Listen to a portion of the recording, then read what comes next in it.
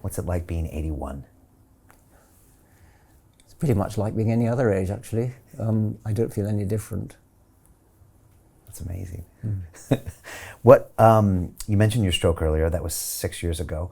How did that change your life at all? Well, not a lot. As I said, it makes me clear my throat sometimes. It makes me croak sometimes. No, I think there's not a lot. I mean, I can't bend certain. That finger I can bend fine. Right. That one I can't bend further than that. So, okay. so that's not a big. And then was there temporary paralysis at the time that you had to get back and rehab? Not a lot. No, Okay. no, not really. I mean, just at the moment of the stroke, there was. I mean, I couldn't control my arms properly. And was it scary? yes. Did it make you look at life differently after? Not really. I mean, I was just grateful to the ambulance people and the doctors and the nurses who rallied around very quickly and took me to hospital very quickly and explained what was going on. And I was out of hospital in about 4 days. And then I had physiotherapy after that, but I'm not sure how necessary that was. Okay. And what are the next 10 years looking like for you? You're writing this book. You've got the foundation. You actively teach and tour? No. I've retired from Oxford. Right. I suppose I kind of go around the world giving talks and things and doing interviews like this. Foundation is going fine. That's the foundation in America has merged with the Center for Inquiry, which is a much larger organization, much better financed organization, which is partly about sort of the free-thinking atheism, but is also about skepticism of nonsense like telepathy and water divining and anything that you can't. I mean, no, that's the wrong way to put it. Really, it's skepticism in the sense of doing experiments to test whether these things work. So we don't say water divining is nonsense. We say let's test it. Right. You do a double-blind trial, so that the water diviner doesn't know where you put the experimental water and where you have a platform under which there are certain places where there's water and other places where there isn't, and you challenge them to find it, and they're confident that they can do it because it's always worked before. But then when it's double-blind, when there's no possible way they can know where the water is, they can't do it. Right. And so we do experiments like that. To kind of expose these things. Yes. And if one of these things turns out to work, that's fine. I mean, then it would be great. If an experiment in telepathy under double-blind conditions really did work, then that would be terrific. Homeopathy, well, that one actually can't work because there's no difference between the control and the experimental. But other forms of alternative medicine, if you test it, and if it works, it ceases to be alternative. It becomes just medicine. Right. So your foundation drills down to the science with these things, exactly, yes. and tries to show them. Yes. And have you done any flat Earth stuff with the foundation? This is the Center for Inquiry, which is what we've merged with. So we're now under the umbrella of the Center for Inquiry. Are you ever surprised that humans continue to concoct these things that are not based in science? And do you think that 10,000 years from now that the Center for Inquiry will be just as busy as it is now? It astonishes me that I don't know, I think people seem to have a desire to believe things without, I mean, it takes a certain leap to recognize that you may be fooling yourself. Right.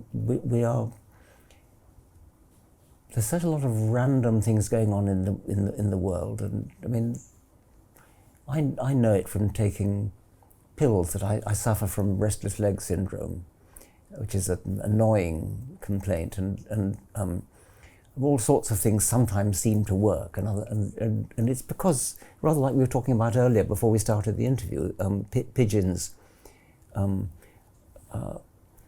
superstitiously responding to random the random delivery of a reward, and the pigeon, so to speak, thinks that what it did before the reward was delivered, like preen its left wing or something, was what did it. And we are all susceptible. We're a pattern-seeking species, and we tend to see things that aren't really there. And we tend to miss things that are really there. Right. So these two types of error, what psychologists call type 1 and type 2 errors, we're very susceptible to them, and we're constantly seeing pattern when there isn't any pattern. We think that you can divine the future by looking in the tea leaves or looking at people's palms, and it takes a scientific leap of skepticism to recognize that has to be actually tested properly without your having any possibility of influencing it or knowing what's behind the scenes. Yeah. We search out the mystical, or humans do, they tend to do. Do you think that's because of our mortality, that we're always looking for something to ultimately explain that? I suppose it could be, but I think it doesn't have to be that. I mean, I think that we're pattern seeking is a good thing to do because patterns are important, but it's very difficult to steer this middle course between being fooled when there isn't a pattern and overlooking when there is. Right. The greedy bankers are about to do it again.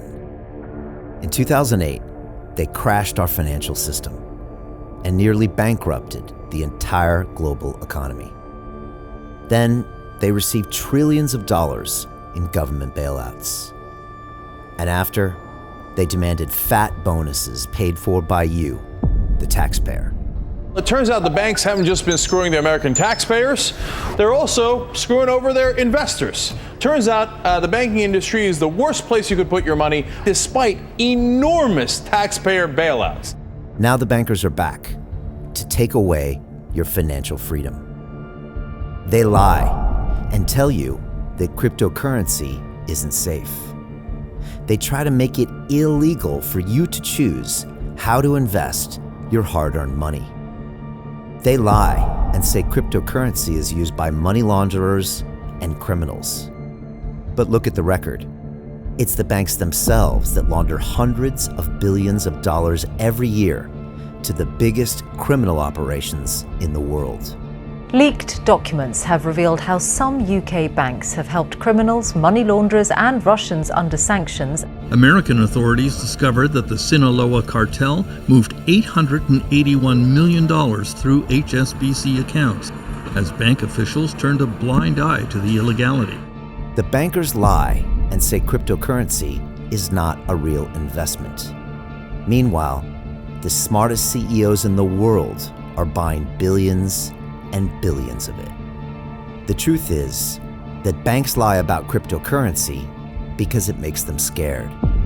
The banks take $9 trillion per year of your hard-earned money, and they are worried that they will finally be exposed. They're scared because crypto means they can no longer control your money, which means they can no longer control you. They are scared because you might actually understand your money and intelligently decide what to do with it.